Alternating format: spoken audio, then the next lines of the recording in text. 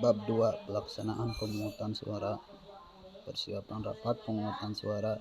Pada hari pemungutan suara, KPPS datang ke TPS lebih awal sebelum pemungutan suara dimulai. Jadi pukul 6 sudah siap-siap pergi ke KPPS. Lebih bagus pukul 6 sudah ada di TPS. KPPS memeriksa TPS, peralatan dan perlengkapan lainnya.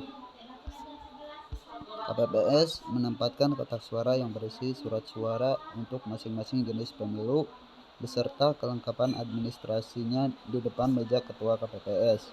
KPPS memasang DPT, DPTB, daftar pasangan calon, daftar calon tetap, anggota DPR, anggota DPD, anggota DPRD provinsi, dan anggota dan DPRD kabupaten atau kota pada papan pengumuman di TPS. KPPS mempersilakan dan mengatur saksi dan garis miring atau pengawas TPS yang sudah hadir untuk menempati tempat duduk yang telah disediakan. Ketua KPPS menerima surat mandat dari saksi. KPPS memberikan salinan DPT dan salinan DPTB kepada saksi dan pengawas TPS. Pelaksanaan rapat pemungutan suara. Ketua KPPS membuka rapat pemungutan suara tepat pukul 07.00 waktu setempat. Ketua KPPS memimpin pelaksanaan sumpah atau janji seluruh anggota KPPS dan petugas ketertiban TPS. Apabila belum ada saksi, pengawas TPS atau pemilih yang hadir, maka pemungutan suara ditunda selama 30 menit sampai saksi pengawas TPS atau pemilih hadir. Apabila hingga pukul 7.30 waktu setempat saksi pengawas TPS atau pemilih belum hadir, rapat pemungutan suara dibuka dan dilanjutkan dengan pemungutan suara. Ketua KPPS dibantu anggota KPPS membuka kotak suara dan memeriksa kelengkapan pemungutan dan penghitungan suara serta mengeluarkan dan menghitung surat suara. Ketua KPPS memperlihatkan kotak suara yang sudah kosong kepada pemilih, saksi, dan pengawas TPS serta menggembok kembali kotak suara tersebut. KPPS mempersilakan pemilih yang sudah datang untuk mendaftar ke anggota KPPS dan KPPS mendahulukan pemilih yang lansia, disabilitas, serta ibu hamil dan ibu membawa anak dalam antrian pemilih. Ketua KPPS menjelaskan kepada pemilih, saksi, dan pengawas TPS mengenai tata cara pemberian suara. Ketua KPPS memanggil pemilih dan memberikan surat suara yang telah ditandatangani Ketua KPPS. KPPS menerima modc pemberitahuan KPU, kemudian memeriksa jari tangan pemilih, selanjutnya meminta pemilih untuk memperlihatkan KPPL dan menandatangani formulir modc daftar hadir KPU. Pemilih menerima surat suara sesuai dengan hak pilihnya dan memeriksa kondisi surat suara. Apabila surat suara yang diterima rusak, dapat diberikan surat suara pengganti hanya 1 kali. Bagi pemilih penyandang disabilitas dan lanjut usia yang membutuhkan pendamping, harus mengisi formulir modc pendamping strip KPU dilakukan oleh yang bersangkutan atau pendampingnya atau anggota KPPS. Pemilih mencoblos surat suara pada bilik suara. Pemilih dilarang membawa HP atau kamera. Pemilih melipat kembali masing-masing surat suara yang telah dicoblos. Pemilih memasukkan surat suara yang telah dicoblos ke dalam kotak suara, dipandu oleh anggota KPPS dengan ketentuan.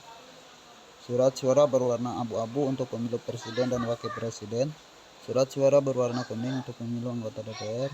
Surat suara berwarna merah untuk pemilu anggota DPD. Surat suara berwarna biru untuk pemilu anggota DPRD provinsi. Surat suara berwarna hijau untuk pemilu anggota DPRD kabupaten atau kota. Selanjutnya, pemilih mencelupkan salah satu jari ke dalam botol tinta yang telah disediakan hingga mengenai seluruh bagian kuku sebelum keluar TPS, dipandu oleh anggota KPPS. Dalam hal pada wilayah kerja KPPS, terdapat pemilih yang tidak dapat memberikan suaranya di TPS karena menjalani sakit di rumah, tahanan sementara, rawat inap di rumah sakit atau puskesmas. Ketua KPPS membagi tugas kepada anggota KPPS untuk bertugas mendatangi pemilih agar dapat menggunakan hak pilihnya. Pada pukul 11.00 waktu setempat, Ketua KPPS mempersilahkan pemilih DPTB untuk memberikan suara di TPS dan menandatangani formulir modc daftar hadir DPTB strip KPU. Pada pukul 12.00 waktu setempat, Ketua KPPS mengumumkan bahwa pemilih DPK diberikan kesempatan untuk memberikan suara di TPS dan didaftarkan pada formulir model C daftar hadir DPK strip KPU. Apabila surat suara di TPS telah habis, pemilih yang bersangkutan disarankan untuk memberikan suara di TPS terdekat. Bab 3. Persiapan penghitungan suara. Persiapan rapat penghitungan suara. Ketua KPPS dibantu anggota KPPS mengatur tempat dan perlengkapan rapat penghitungan suara, memasang formulir model C hasil untuk masing-masing jenis pemilu di papan pengumuman, mengeluarkan surat suara dari dalam kotak suara dengan disaksikan oleh saksi dan pengawas, menyusun surat suara dalam tumpukan. Penghitungan suara dapat dilakukan secara berurutan dimulai dari penghitungan suara untuk surat suara pemilu presiden dan wakil presiden, surat suara pemilu anggota DPR, surat suara pemilu anggota DPD, surat suara pemilu anggota DPRD provinsi, surat suara pemilu anggota DPRD kabupaten atau kota. Denah penghitungan suara di TPS. Pintu masuk ada petugas ketertiban TPS. Kotak suara di tengah. KPPS 3, KPPS 4 bersiap menulis.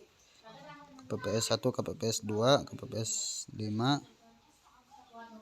KPPS 1 siap-siap membacakan. KPPS 2 membuka. KPPS 5, 6, 7 melipat. Saksi pengawas TPS di samping.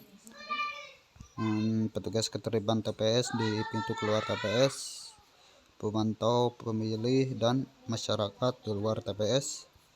Bab 4. Pelaksanaan penghitungan suara. Rapat penghitungan suara. Ketua KPPS memimpin rapat penghitungan suara, memastikan SS atau surat suara sudah ditandatangani, sudah TTD Ketua KPPS, memeriksa tanda coblos, menunjukkan dan mengumumkan hasil pemerhatian surat suara sah atau tidak sah kepada saksi pengawas TPS, pemantau pemilu, pemilih atau masyarakat yang hadir dengan suara yang terdengar jelas. KPPS 2 membuka setiap surat suara untuk diteliti dan diumumkan oleh Ketua KPPS. KPPS 3 dan KPPS 4 mencatat hasil penelitian tiap lembar surat suara yang sudah diumumkan oleh Ketua KPPS ke dalam formulir model C hasil sesuai jenis pemilu dan memeriksa dan memastikan hasil pencatatan sesuai dengan hasil yang diumumkan oleh Ketua KPPS. KPPS 5 melipat surat suara yang telah diteliti dan diumumkan oleh Ketua KPPS untuk masing-masing jenis pemilu. KPPS 6 dan KPPS 7 menyusun, mengelompokkan dan mengikat dengan karet surat suara yang sudah diteliti dan diumumkan, surat suara yang dinyatakan sah untuk masing-masing peserta pemilu dan surat suara yang dinyatakan tidak sah. Selanjutnya KPPS mencatat data pemilih dan pengguna hak pilih, data pengguna surat suara, data pemilih disabilitas, data rincian perolehan suara peserta pemilu, dan data suara sah dan suara tidak sah ke dalam formulir model C hasil sesuai jenis pemilu. Untuk TPS lokasi khusus pemilih DPT tetap dicatat dalam pengguna hak pilih DPT pada kolom B pengguna hak pilih angka 1 jumlah pengguna hak pilih dalam DPT. Adapun penjelasan bagian formulir dan tata cara pengisian formulir model C hasil terdapat di halaman lampiran 2. KPPS dan saksi yang hadir menandatangani formulir model C hasil sesuai jenis pemilu. KPPS memfoto formulir model C hasil setiap jenis pemilu dengan menggunakan sirekap. KPPS memberikan kesempatan kepada saksi pengawas TPS atau pemantau dan masyarakat yang hadir untuk mendokumentasikan formulir model C hasil setiap jenis pemilu. KPPS membuat satu model C hasil salinan setiap jenis pemilu yang selanjutnya digandakan menggunakan alat penggandaan dokumen. KPPS menggunakan alat penggandaan dokumen untuk membuat model C hasil salinan selanjutnya ditandatangani oleh KPPS dan saksi serta disampaikan kepada saksi dan pengawas TPS 1. KPPS menggunakan alat penggandaan dokumen yang tersedia untuk menggandakan formulir model C hasil salinan 2. Mekanisme penyediaan alat penggandaan dokumen sebagaimana dimaksud dapat memedomani mekanisme penggandaan TPS oleh KPPS. 3. Alat penggandaan dokumen tersebut angka 1 dapat digunakan oleh lebih dari satu TPS, yakni dengan cara PPS dapat memfasilitasi penyediaan alat penggandaan dokumen dengan cara berkeliling membawa alat penggandaan dimaksud ke TPS yang tidak tersedia dengan tetap memerhatikan durasi waktu penghitungan suara di TPS.